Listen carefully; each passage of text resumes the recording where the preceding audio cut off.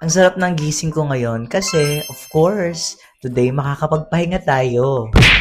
Hindi pala. Oo.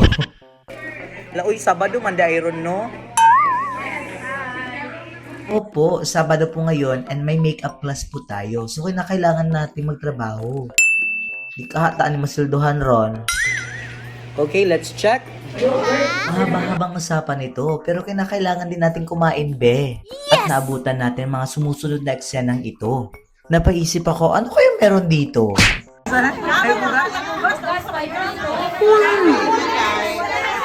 a teacher, living alone, with alone.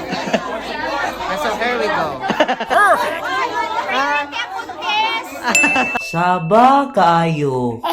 Ito pong idol ko, 1 month na hindi pa natatanggal yung tag. At lumabas ang aming team para kumain. At di umano'y, ang init. Grabe talaga yung init, day. Ganun pa man, kakain talaga kami. Dito kami sa karinderya malapit sa labas. Pero po, malayo talaga. Ano ba talaga? Aog kaka.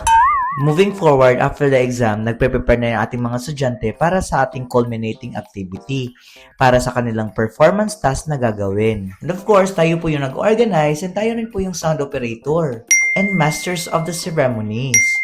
Diba? Kaya pa. At ito na po yung mga sumunod. May mga folk dances na kinaaliwan ng mga kabataan. At nandyan rin ang ating mga supportive teachers and advisors. Nakakatuwa at nakakabilib dahil sa maliit na panahon and limited time, nakapag-perform sila at nakagawa ng ganitong mga sayaw. Patunay lamang po na itong mga kabataan ay may tinatagong angking galing sa pagsayaw. Wow! At ito rin ay isang patunay na hindi lamang sa akademikong aspeto sila magaling, kundi rin sa pagsasayaw, musika at pagguhit.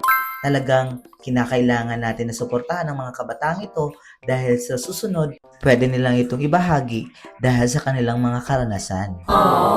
At hindi lang dyan nagtatapos ang ating araw dahil sumunod tayo sa ating next event. Nag-judge po tayo sa Festival Queen sa Estaca. At talagang nagabihan po ako at late na tayo nakauwi. Ganun pa man, nasayan ako sa araw na ito. And of course, sa lahat ng mga kaluhok dyan sa Staka and na sa bumuo ng ganitong programa, congratulations po.